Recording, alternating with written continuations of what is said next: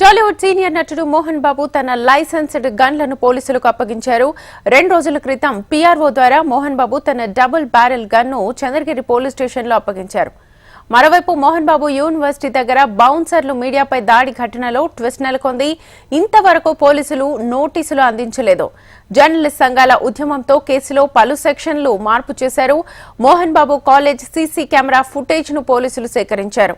CC camera footage లో దాడి దృశ్యాలు ఎడిట్ చేసి ఇచ్చారని సీఐ తెలిపారు. దాడికి పాల్పడ్డ బౌన్సర్లను గుర్తించడం ఆలస్యమవుతోందని సీఐ వెల్లడించారు.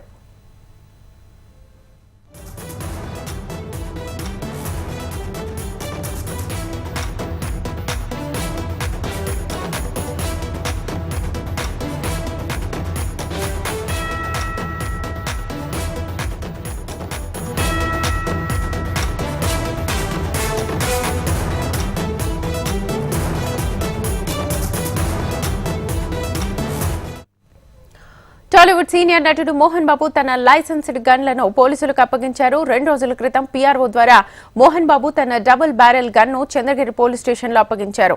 మరోవైపు మోహన్ బాబు యూనివర్సిటీ దగ్గర బౌన్సర్లు మీడియాపై దాడి ఘటనలో ట్విస్ట్ నెలకొంది.